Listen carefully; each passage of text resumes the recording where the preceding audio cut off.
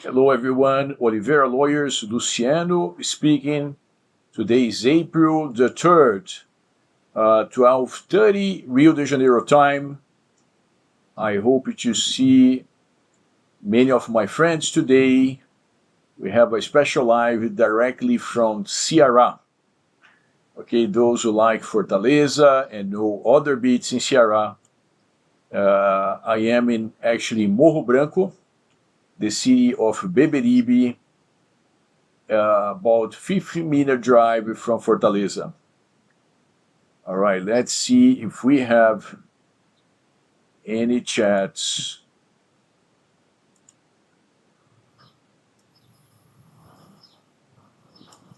All right, we have Mario. Welcome, Mario. Boa tarde. That's right, 12:30.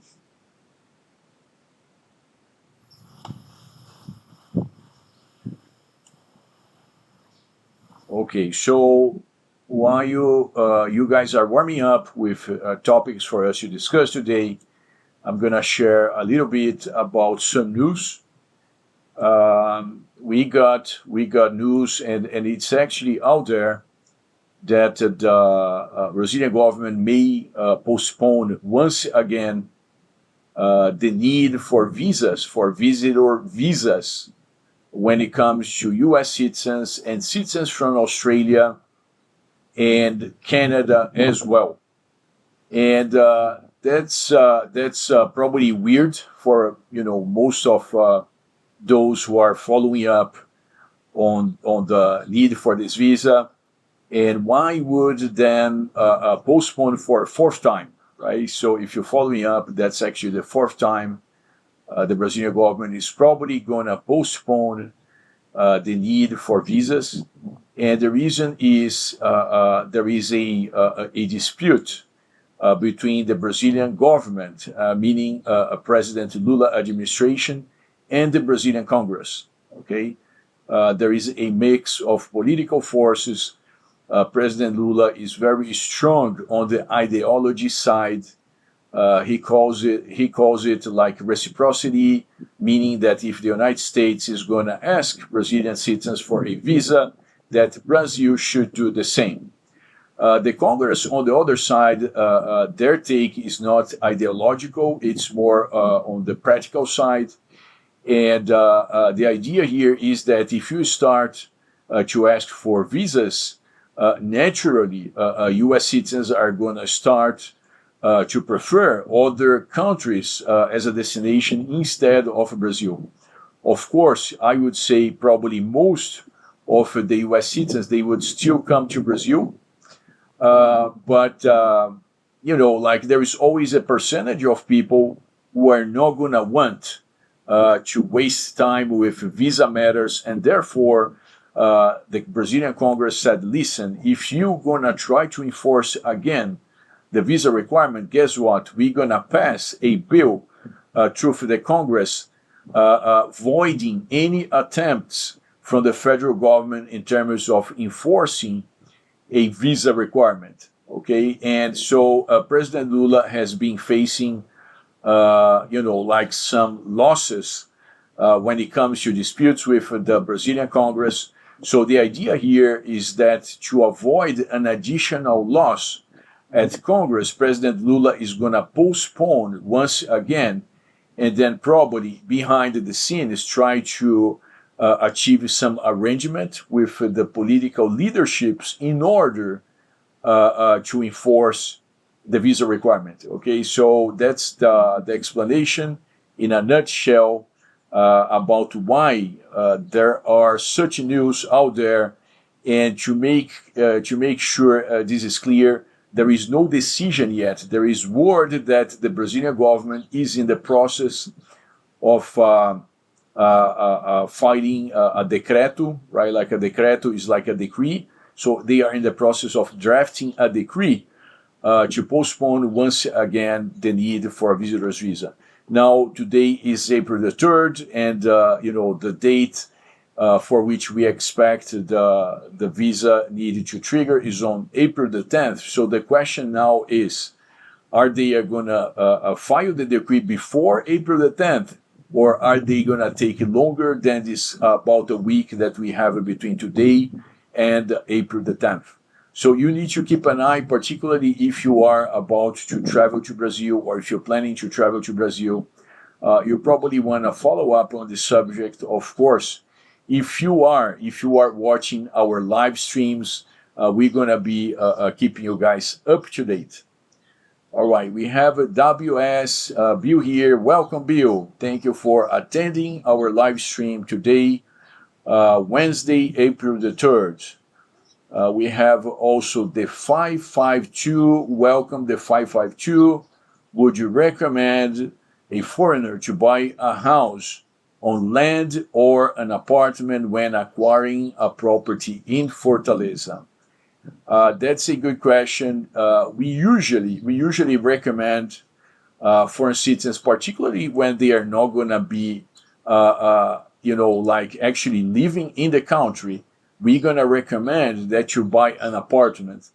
And the main idea here is that an apartment is going to be always easier to maintain, to upkeep, and even to sell. Okay, if you buy a house, usually you're gonna get, of course, more square footage. Is you're gonna be facing some, downsides, such as the need for an upkeep. In some beaches, you're even gonna need to pay for a caseiro. Okay, I'm gonna write this down. What a caseiro is? Caseiro, a person who takes care of someone's property in Brazil, usually, in the countryside or the coast. Okay, and so it's very common for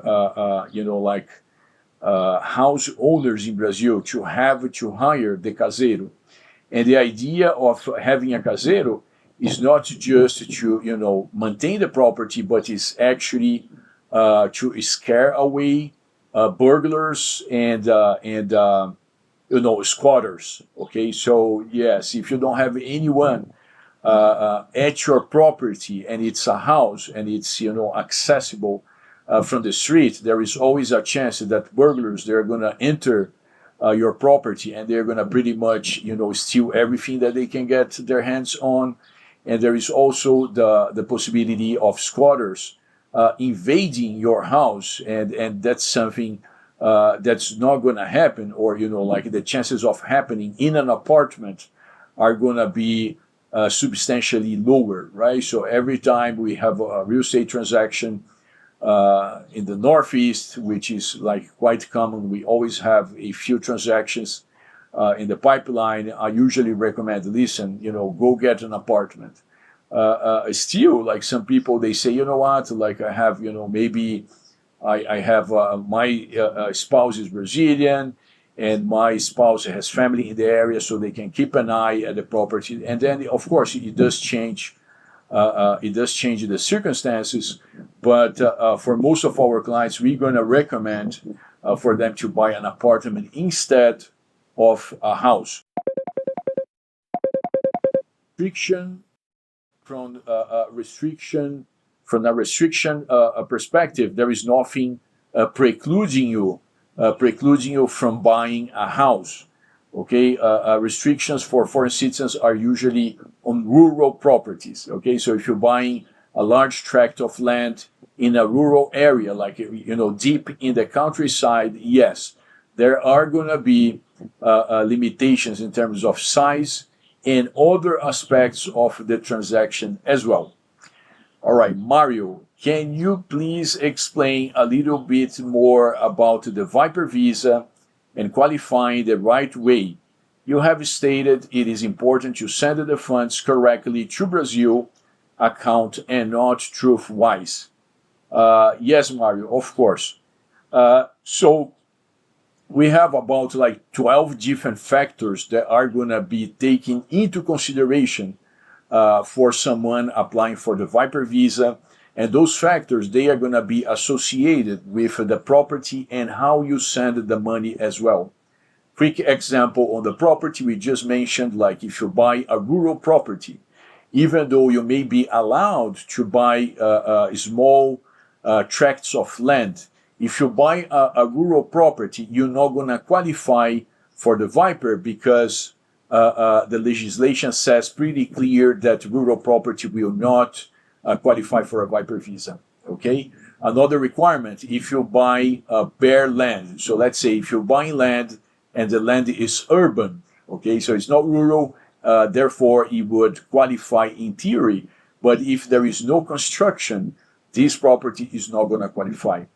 A specific trick on this aspect is that many properties, particularly in the northeast of Brazil, where I am right now, even though there is a physical construction on the site, maybe the construction was not recorded in the land deed. And so even if there is a physical construction, if the immigration cannot see in the deed that there is a construction, right there, this would be another issue with your Viper application. So I gave you a couple of examples on the property. Now let's talk about the money. Yes, if you're sending like TruthWise, when I say that TruthWise, this remittance would not qualify, I'm talking more specifically about the app, about the Wise app route, because Wise, they also have a second route for larger amounts in which they are going to partner up with a Brazilian currency exchange bank. And if they are doing the partnering up approach, then in theory, yes, it could potentially work for the Viper visa. But I see that happening all the time. A foreign citizen says, you know what, like sending money to Brazil is too much of a trouble, so I'm going to do like this. The maximum amount I can send it to Brazil is like 10,000 US dollars for me to send it through the app and avoid the currency exchange bank. And then they send, for instance, like $5,000 every month. I don't know, like for a couple of years, like in 2 years, you would have potentially $120,000. So it's almost like the 700,000 reais that you need to qualify for the Viper visa in the Northeast. So there are people who do that. And then when it comes to the time of application for the Viper, guess what? Like you're not going to have the paperwork that the immigration is going to be expecting, because the language of the legislation says that you should have the paperwork showing that the money was sent through an approved financial institution for currency exchange.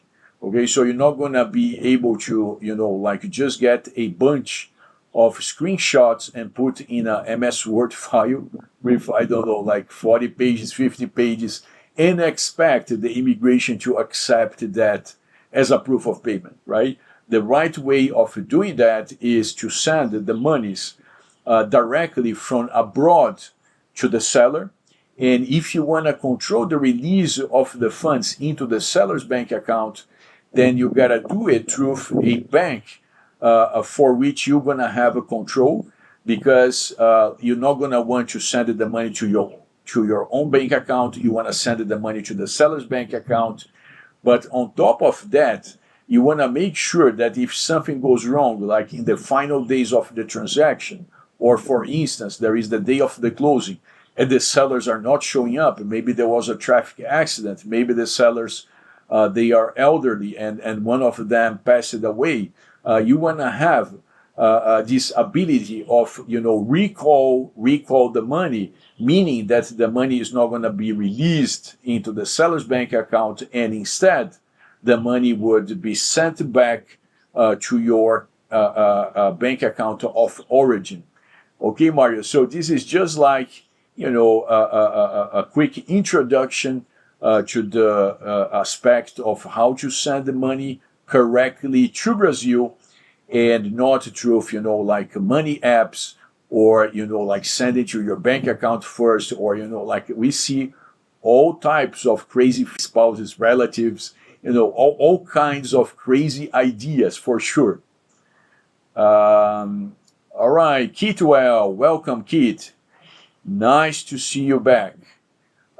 Just a comment. I'm traveling to Brazil in July with my minor daughter. I got our e-visas just in case. The process for obtaining a visa for a minor is more lengthy, especially a visa to come to Brazil. This is going to apply across the board for children, adults, and pretty much everybody, right? The issue with the minors is that, like Brazil historically, right, like just like so many other things, historically Brazil has faced some legal disputes between Brazilian and U.S. Citizen parents of minors who captured like the public attention for a long period of time. So there is a couple of them I remember from memory. They would be like on the, imagine nowadays we don't have a main TV like we had in the past. Still in Brazil, TV Globo, right, is the main source of news for most people who watch like TV news. And I remember, like, for those two cases, we would see almost every single day some news about this dispute between the Brazilian parent and the US parent, right? So historically, this has resulted in laws enacted by the Brazilian Congress requiring that for a child to leave Brazil, not to enter, right? Like any child can enter Brazil very easily, but for a child to leave Brazil, there's got to be a proof of consent by the non-present parent, okay? And in theory, this could apply to both Brazilian and foreign kids. But Brazil, of course, is going to go overboard if the child is Brazilian and not a U.S. citizen. So, kid, if your child is 100% U.S. citizen, like your spouse is not Brazilian, potentially you would not face the same issues. But yes, you should have, paperwork explaining that the other parent consent. And if this is coming through the visa, the e-visa is already carrying language stating that you have the authorization from the other parent to travel into Brazil and to leave Brazil with your minor daughter, then you should be good. So in this case, even though there is no need for the e-visa, your e-visa is being pretty helpful because it's already explaining that you have the right to leave Brazil with your minor daughter. Another question from Keith.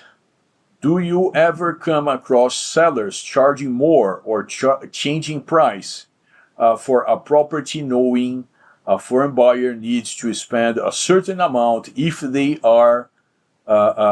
want to qualify for residency? So, Keith, we've seen like Brazilian sellers to increase the price because the buyer is like a foreign citizen, not because of the foreign citizen needs to buy a certain amount, but just because the buyer is a foreign citizen. So in Brazil,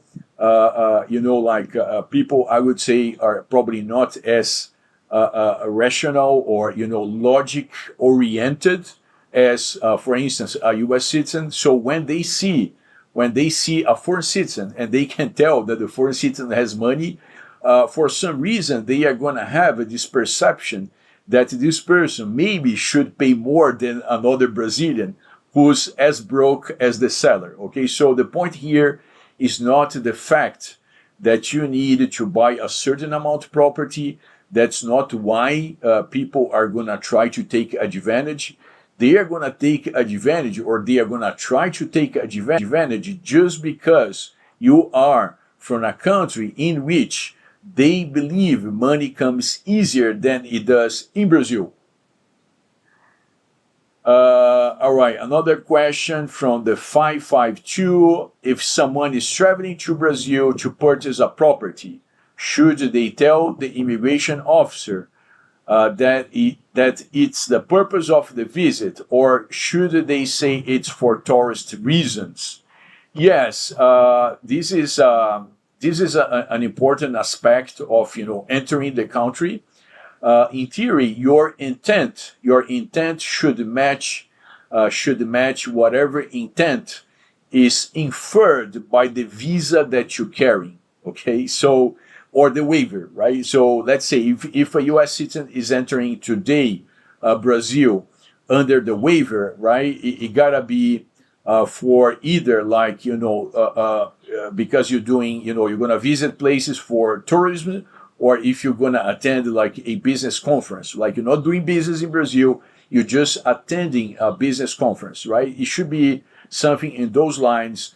And you are correct. If you say, well, I'm here to buy properties, the immigration officer could get confused and say, you know what, the intent that this person is informing me is not in line with what I see from the visa.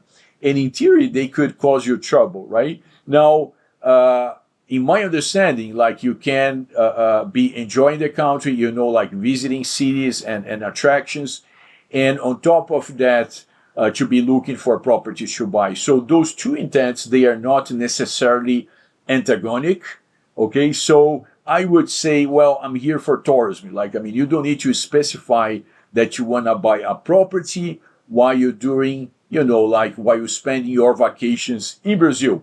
Okay, but yes, the intent is one of the few reasons why Brazilian immigration will usually deny entry to someone, right? Like particularly whenever we have people coming to Brazil, they are going to eventually file for the digital nomad visa, which is like a longer term stay, but they are entering the country under a visa waiver. Like they should never say, well, I'm coming here to stay for a year in Brazil working remotely for my employer, right? No, they should say, I'm here for vacation. I'm going to stay here for a couple of weeks or a couple of months. And then as they apply for the digital nomad, at that moment in time, the intent could have changed, right? So the immigration personnel, they are going to scrutinize your intent at the time of entering the country. Another interesting perspective on that is that pretty much every single agent that you see when you are entering Brazil, they are outsourced. Okay, they are outsourced. And usually when I enter Brazil, I do ask the agent, listen, are you outsourced, or are you we say funcionário público, like for someone who works for the government? And I never, and I do that every single time. So last time I came, I visited the US and I came back to Brazil. I entered Brazil through Belém do Pará. All right, it's like in the extreme north of the country, almost like northeast, but more to the north. And guess what? Like every single person who was there, I was, chatting with immigration, and they said, well, everybody here is outsourced, right? So the point here is that the outsourced personnel, they don't go through like a lot of training. So they are almost doing something more like mechanical, like checking, if you have a visa, if you need a visa, or if you're coming from a visa waiver a country like the United States, at least, as of today. The idea here is that maybe they are going to ask you a question, what you're doing over here, what your plans, and this is to check your intent, okay? So the intent is pretty key when entering Brazil. Again, like outsourced employees, not really well trained. They are almost doing something mechanical, checking if you're coming from a country that needs a visa, and if it is, then you need to show a visa. Otherwise, most of the time, they're going to let you go as long as not as there is nothing showing on their computer screen. Okay. All right. I have another question from Mario. I purchased my apartment in Rio. Congratulations, Mario. For the final payment, I will use a Brazil FX bank, a currency exchange bank, by the name of Money Corp to send my funds to my non-resident account, CDE rendimento with the proper paperwork. Okay, will I still qualify for the Viper with the proper paperwork from Money Corp and rendimento? I will send the final payment to Ted on closing day. Mario, that's not a straightforward a payment, right? Like whenever we have our clients, the clients that we assist in the process of buying the property and applying for the Viper visa, we never recommend for them to send money to their own bank account, okay? Because if you think logically, like you send the money not to the seller, you send the money to yourself, and if later on you pay the seller using the money that you have in your Brazilian bank account, in theory, the money is not coming from abroad, the money is coming locally, okay? And we have seen this type of understanding from the immigration before, and therefore for every single transaction, we're gonna advise our clients, right? When we are under retainer, right? Here we are just like sharing ideas, we're not advising you, and you're not our client. I mean, I'm pretty happy for you to be here, but I'm not giving you legal advice. I'm just, sharing how things work in our understanding. So, in our understanding, when we are advising our clients, we tell them never send the money to your own bank account,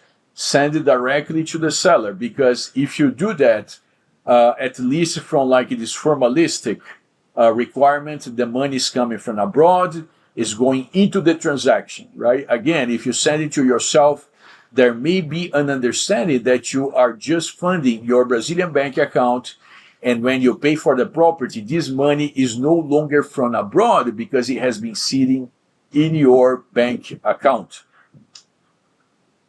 Anyhow, congratulations, Mario, for your acquisition. Rio de Janeiro is usually a good and safe place for you to invest. I'm not talking about the risks that are intrinsic to real estate. I'm talking more about like the appreciation of the property and the return on your investment. So for this purpose, Rio is usually a pretty solid choice.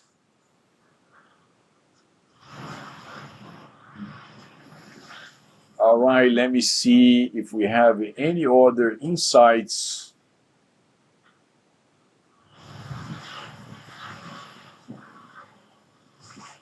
Okay, so just talking about like investing in Brazil.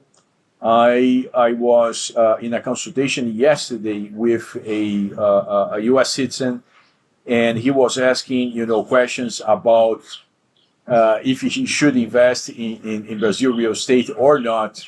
And I was sharing that we usually say, listen, if you have a personal link to Brazil, most probably yes. If you have zero links to Brazil, and the only reason why you're investing is, for the sake of returns, usually not so much, right? But then he was sharing that I think he saw in the Forbes magazine, there was an article, according to this person, there was an article probably a couple months ago saying that Brazil would be a place in which you could buy real estate to diversify your risk, particularly from the perspective of keeping, too much of your assets in the U.S. There is always this buzz that, the United States will once and for all, right? Once and for all, departure, this position of the safest country in the world, particularly because of immigration matters, like we see every day, like thousands of people going through the borders without little to no vetting.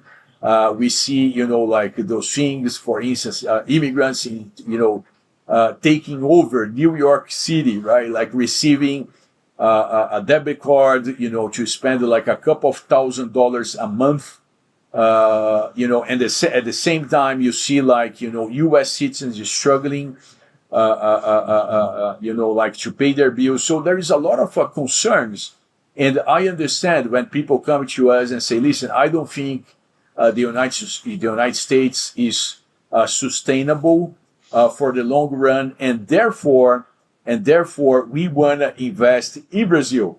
Right, so there are multiple perspectives, but I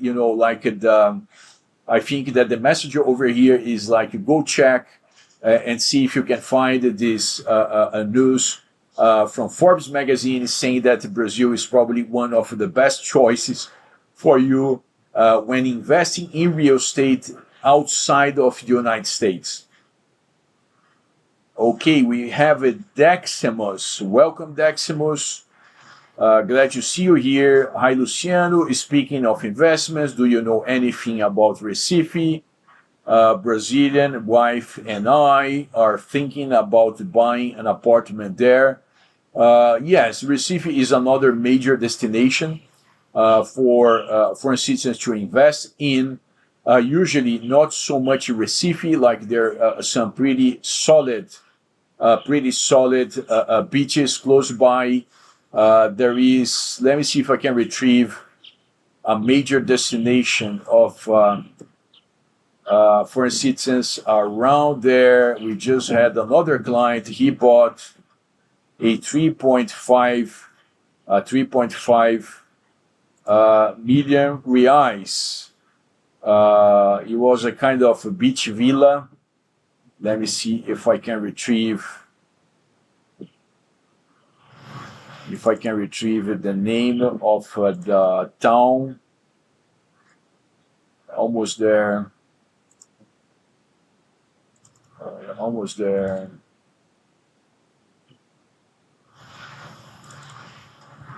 All right. The name of the beach is Cupê Beach. Okay.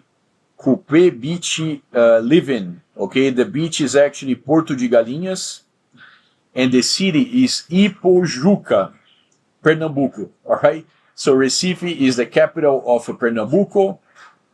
This particular area, like we've seen a lot of activity. Porto de Galinhas, the city is Ipojuca, Pernambuco. Our client bought a 3.5 million reais villa, and it wasn't huge. It was like a decent size, but it does indicate that foreign citizens, they put a lot of faith in this area of Pernambuco, right? Like Recife is the capital again. But usually people are not buying the capital. They are like picking those more kind of highly sought areas in Pernambuco. Moses Mibagyu. Welcome, Moses. Moses will show up every now and then. You are welcome, Moses. My question is, I have already bought a property worth 900,000 reais. What more properties can I buy for 120,000 to add up and complete the total needed amount? So Moses, if you bought a property worth 900,000, okay, ideally, like I would recommend you to buy, for 120, you most probably would buy a commercial space, okay, like usually a tiny commercial space, and you could try to find this tiny commercial space close to the same area in which you bought the 900,000 reais property, right? Because then you don't need to be traveling between cities. It's going to be easier for you to manage your two property portfolio. And in almost pretty much every single city in Brazil, you can buy a commercial space, a small commercial space for something like 120,000 reais. Of course, if you're going to try to buy a house, it's going to be much more difficult. And even if it is an apartment, depending on the city, For instance, like if you're trying to buy in São Paulo, like you're probably not going to find an apartment for 120,000 reais. But even in São Paulo, if you try to buy a tiny commercial space, you can find something for 120,000 reais. Okay, and that could be a possibility for you to apply for the Viper visa. Okay, we have another question from Mario. Even if Money Corp and Rendimento states the funds are for a property purchase, right? That's a good question, Mario. Now, see if you agree with me. Okay, if the money is coming through Money Corp from the U.S. to your Rendimento Banco account, Money Corp is not going to be able to say that the money is coming for the purchase of real estate. Okay, I know Money Corp, by the way. I know even the guys who work over there, they are not going to do so. Okay, so just ask this question. Listen, if I'm sending money from my account in the U.S. to my account in Brazil, are you going to say it is for the purchase of real estate? And they most probably than not are going to say no. We're going to say it is availability, okay? Because it's not just a matter of saying that the money is coming from for the purchase of real estate. It's also how the money is being sent. And traditionally, if you're sending money to Brazil to buy real estate, guess what? The bank is going to expect you to send the money to the seller, okay? So here is, ask Money Corp, if you send the money to yourself, ask them how are you going to qualify the money, because it's not just a matter of saying, right? It's a matter of actually tagging your currency exchange contract. And in my understanding, if Money Corp is authorizing you to send your money from the US to your Rendimento bank account, they are not going to be able to say that this is money for purchase of real estate, because they are not looking into your intent. They are actually looking at how the transaction is being structured. And again, if Money Corp is authorizing you to send the money to buy real estate, they are not going to accept this money to go into your bank account. And if you send the money into your bank account, the right category, the right tagging for your money is going to be availability and not purchase of real estate. I hope that makes sense. Make the question and see what they are going to tell you.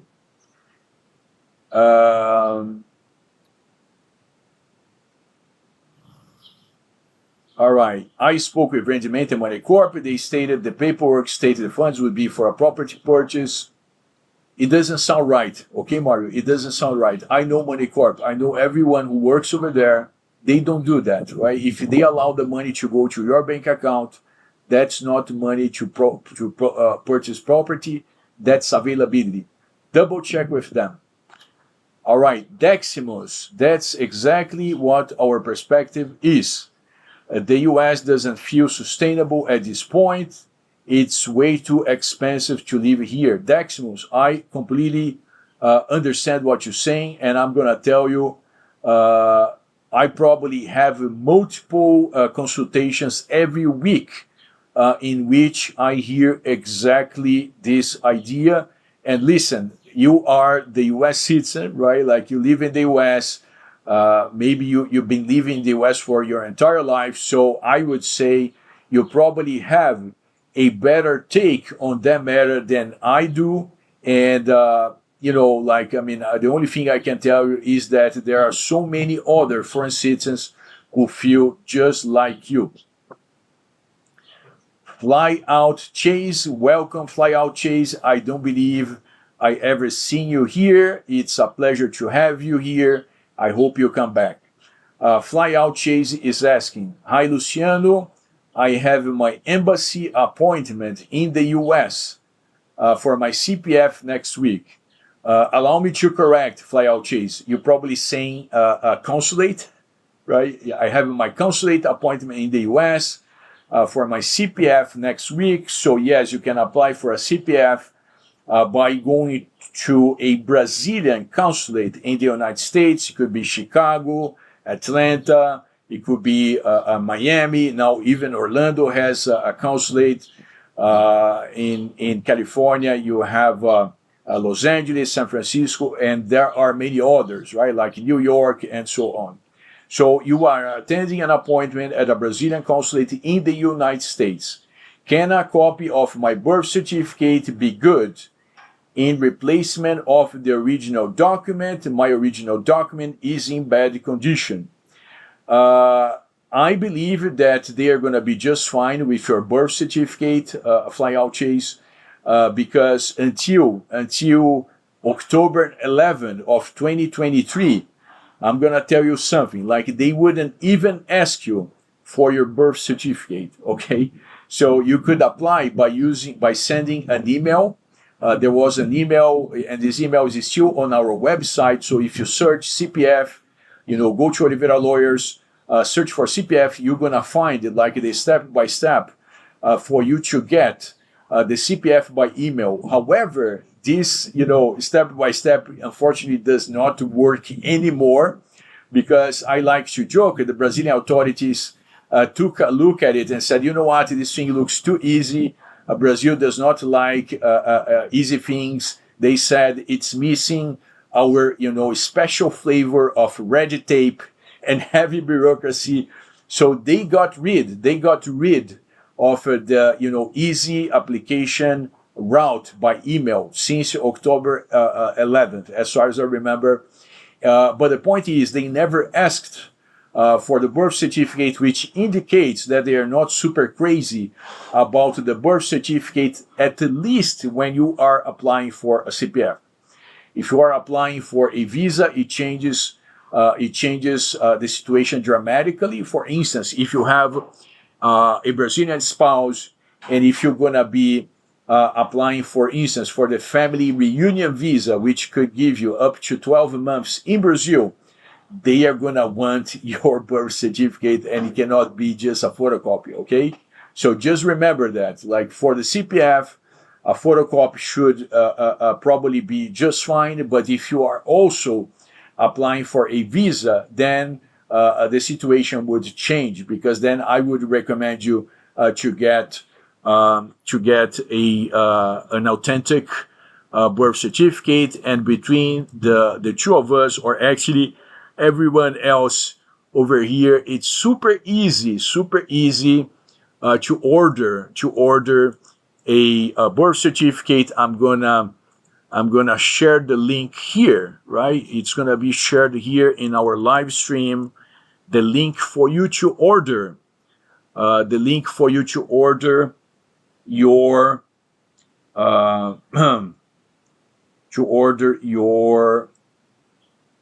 birth certificate. Sorry, I'm thinking, searching, and trying to speak at the same time. It does not always work, but I just shared. So if you just check the live chat, make sure to make a copy of it. Like, you can order online. It doesn't get much easier than that, right? So there you go. If you wanna, fly out Chase. That's correct. Consulate in Atlanta. My apologies, Lord.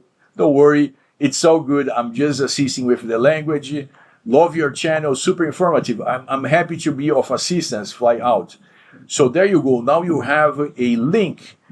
You can spend literally 10 minutes of your time, fly out, and get a new U.S. Birth certificate. All right. I hope that helps. All right, Mario, or is this just your recommendation to send funds the way you recommended, and this may not necessarily disqualify me for the Viper if I have a paperwork that states the purpose of the money sent? Right, Mario. So, listen, I'm gonna tell you a secret. Not long ago, we got a couple of cases from people who did exactly the same you are trying to do, to send the money to your bank account and to send then the payment to the seller. And I guarantee the contracts, they were showing availability. They were not showing money to buy real estate, because again, you don't send the money to yourself to buy real estate, at least from the Brazilian central bank's perspective, right? And we were able to approve those two cases. However, we gave a heads up to the prospective clients back then. Listen, we do not guarantee. We're gonna do our best. We're gonna tell the Brazilian immigration that this was a mistake. You sent the money to your bank account, but you just sent. And shortly after the money arriving, you actually paid the seller. So we wrote a really nice petition and showing, that in fact the buyers, they received the money from the U.S. and right after that they bought the property. There was sufficient for the Brazilian immigration to approve the Viper. Okay, now. If we're taking a client on board, we don't want to take the chances, right? So again, for the transactions in which we handle here at the firm, for every single one, we never allow the money to be sent to the person. Instead, the money is going to be sent always to the seller. All right, Mario. But yes, as long as there is a well-written petition and the facts make sense, there is still a very good chance that you're going to get the Viper. No guarantee, though. Wilbert Bailey. Wilbert, welcome. Olá, Senhor Oliveira. Olá, Wilbert. I will travel to Brazil for a few months on a tourist visa. Do I need to give immigration an address of a friend or a hotel while in Brazil? Yes, I mean, I'm not. So you're probably from the U.S., right? Brazil is not gonna get really crazy in terms of vetting where you're gonna stay in Brazil if you're coming from the States. Probably this is not written anywhere, but the immigration does have some type of, they are gonna discriminate. They are gonna say, all right, if someone is coming from the U.S. They are not going to stay in Brazil to drain our resources. They are actually here to spend big bucks in Brazil. Give them a thumbs up. I don't care if they're going to stay in a friend's house, if they're going to stay in a hotel, if they're going to stay, you fill out the gap. Now, if there is someone coming from Africa, Middle East, right? I don't know, like Pakistan, Afghanistan, if they're coming from Nigeria, right? And we see those things happening every now and then. They are going to be much more demanding in terms of the requirements to let this person enter the country. And guess why? Because traditionally, people from those countries, they are entering Brazil and they are not leaving Brazil. So if a person is coming from like a developing country, and they are going to say, well, I'm going to stay here at my, friend's house. That could be a reason for concern. But if you're coming from the U.S. or a developed nation, I think the immigration agent could not care less about where you're going to stay in Brazil, Wilbert. I hope that makes sense. The 552, Mario should have hired Oliveira Lawyer since the beginning, in my opinion. I really appreciate the 552. Yes, that's what we do here every day at the firm. We remove the guessing work, right? Like you don't want to keep guessing. You don't want to run risks. You want to get what you're paying for, and you want to achieve the residency. That's what we are here for. I appreciate the suggestion. Thumbs up, the 552. Mario, okay, thanks for explaining. I will talk with Money Corp for follow-up questions. Good idea, Mario. Daximus, back to work. Thanks for your time. You are a legend. Thank you, Daximus. Such kind words. It's always a pleasure. I like to tell you guys that without you, my live stream makes no sense, right? Because otherwise, it would be just like a boring monologue, right? So I need you guys for this live stream to make some sense. Okay. All right. Mario has another input in his transactions. Luciano, it seems that instead of me having the funds sent to my rendimento account, the money should be sent from Money Corp directly to the seller for final payment. Is this a better option? That's the right option, Mario. That's the right option, okay? And if you know how to communicate and work with MoneyCorp, I'm gonna tell you a secret. They should be able to park your money until the day of closing. Okay, so yes, you can have a MoneyCorp receiving your funds from the United States. They are gonna handle the currency exchange, and then they are gonna release into the seller's bank account. However, just remember that any minor change is going to impact on the paperwork required for the transaction. So when you're doing availability, meaning Mario from the US to Mario in Brazil, it's going to be just Mario's paperwork. They don't care about the real estate paperwork. Now, if you're sending the money to the sellers, guess what? They are going to ask for a bunch of papers from the sellers, even the tax return for the seller, right? So you see, it's not just a matter of saying, MoneyCorp, would you send the money to the seller instead? You are changing the transaction dramatically, Mario, and therefore all the paperwork is going to change as well. And many Brazilian sellers, they are a little hesitant in terms of sharing their tax returns, like for understandable reasons, right? So that's why usually, again, when we are driving the transaction for our clients, we're gonna have a clause in the purchase agreement saying, listen, I, as the seller, I agree that I'm gonna provide every single document required for the transaction to go through. Okay. And now, if you're gonna handle this as an afterthought, guess what? Maybe the seller is gonna say, no way, Jose. Right? I mean, we agreed. I never told you I was going to give you my tax return, and therefore, go figure this out by yourself. And you're not gonna be able to, force the seller to release the seller's tax return because, again, this was not part of the deal. But, ask MoneyCorp as well. Like Luciano said, you're going to ask me the tax return, and then you're going to see what they answered. Wilbert Bailey, I have my CPF number to open a bank account when I go to Brazil. Have you heard of a new bank? If so, how different it is from Banco do Brasil? So, Wilbert, Brazilian banks traditionally, they are not going to want to open a bank account for you just because you have a CPF number. Okay, most banks, they are not going to open a bank account for you unless you have the RNM card. All right, I'm going to write down RNM card is going to be required when opening a bank account in Brazil almost all the time. Right? Just entered here. Now you have it writing, okay?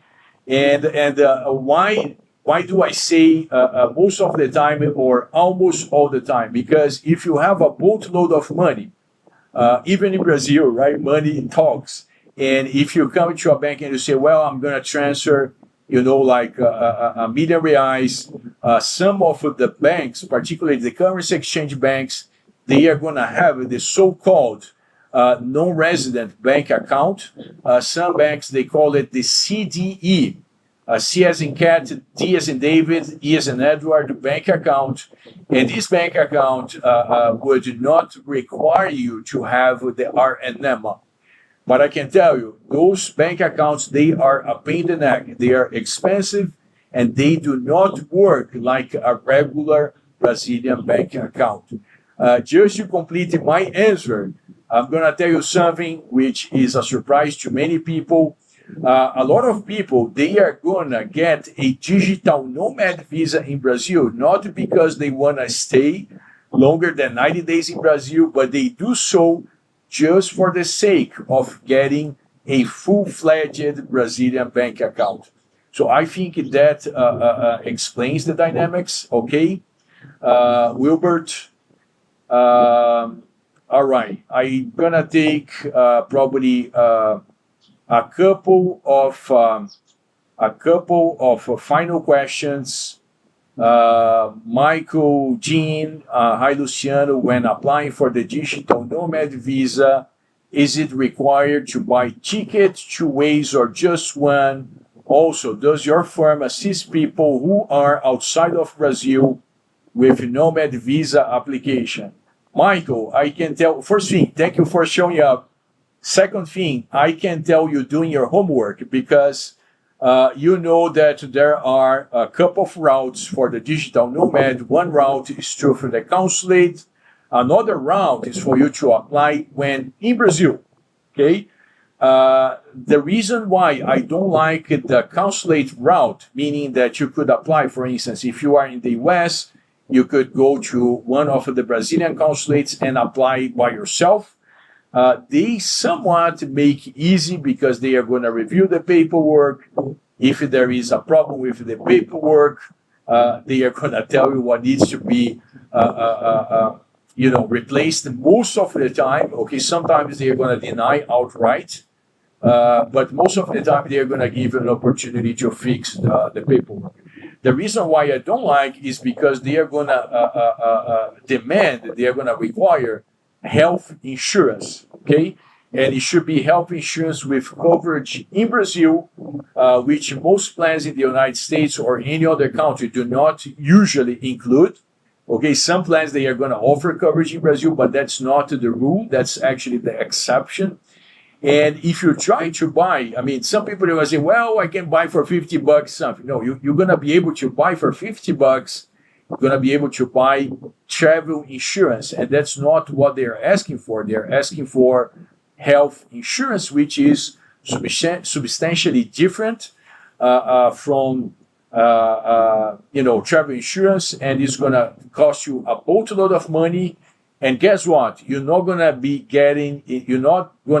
even getting the real thing. You're going to be getting some second grade health insurance plans that are out there just, to catch the gringos, right? They're going to get your money. And once you try to use in Brazil, they're not going to be working anyhow. Like you're going to need to still pay from out of pocket and then chase those guys to pay your money back. And they are going to find reasons to try to not pay you back, right? So I don't think that applying for a digital nomad visa at the consulate level is a good idea. Every single application we handle, it's done in Brazil. And our strategy is pretty much like this. Like we start to work with you on the paperwork. You travel to Brazil, you come to Brazil to enjoy your vacation time. And then once you are here, we apply on your behalf, right? You don't need to handle anything. We handle 100% of the digital nomad visa application, meaning we advise you on the paperwork, we organize the documents, and we get to the point in which the files are actually delivered electronically to the Brazilian immigration, to the point in which the approval is issued. Okay, that's what we do. We do an A to Z application process. And I believe, right, we are able to tell because there is like a Brazil newspaper is like an electronic newspaper is called the DOU, which means Diário Oficial da União, or meaning the Federal Government Official Gazette. And we can see, like, just by reading this newspaper, how many digital nomad visas are being issued in Brazil, and most of them are being handled by our firm, right? So I think we're doing a good job in terms of assisting with the digital nomad visa. And if you need our help, Michael, we're going to be happy to assist. All right, that's going to be the last question. DJ, welcome back, DJ. If I get my FBI background check done now, but end up moving to Brazil sometime next year, will I need to get another FBI background check done? DJ, yes, potentially yes. From a common sense perspective, I would say it should not, because you get the FBI background check and you move to Brazil. It's kind of, you're no longer in the US, so it should not matter if the FBI background check is fresh or not. but that's not how the Brazilian immigration usually interprets the document. Whenever they are receiving a background check from abroad, they want this document to be not older than 90 days. All right, so I think you should wait until you are close to the time of moving to Brazil to get your FBI background check done. And yes, you should do it while in the US. When you try to do it from abroad, is a pain in the neck to the point that we're gonna tell our clients, listen, just travel to the US and get it done. Otherwise, you're gonna get in a loop of filing papers and visiting the consulate and tracking documents. And you're going to spend so much money and you're going to waste so much time that we think is just not worth to try to get an FBI background check done in Brazil. Okay, and by the way, not every single visa is going to require an FBI background check. Here in our practice, like particularly for the digital nomad visa, we have been using like in literally dozens or hundreds of applications background checks from the state level or from the city level, like Los Angeles. We probably have over 20 background checks done, like for the last a couple of years. New York, like whenever the client's in New York, we're going to recommend the New York court system. Super easy. You can do that online, like you pay a fee. Usually on the next day, you have like the background check. But this is good for the digital nomad visa, all right? It may not be good, for instance, for the retirement visa. For the retirement visa, they are pushing for, the nationwide FBI background check with an apostille. So it also depends on the visa. Kitwell, qual cidade você está agora? In which city are you right now? I am in Morro Branco. I'm gonna write over here. Morro Branco Beach, right? Morro Branco Beach. That's the city of Beberibe, state of Ceará. And that's about a 6-minute drive from Fortaleza. Okay? So I am in the northeast of Brazil. All right, Wilbert is thanking for the information. Other people are thanking for the information. Thank you guys for showing up. I see here, let me see, the 552 is pushing Mario to hire our services. I appreciate that. I know that 552 is just, being playful here. Mario has an option of, choosing his path. But it is true. Sometimes people, they try to avoid, paying attorney fees. And attorney fees, they are substantial indeed. They are not cheap. But it is every person has a different style. My last thought is that, just remember that in Brazil, there is no escrow account and there is no title insurance, right? So if you're buying a property in the US, you have, let's say Chicago title, you pay $3,000.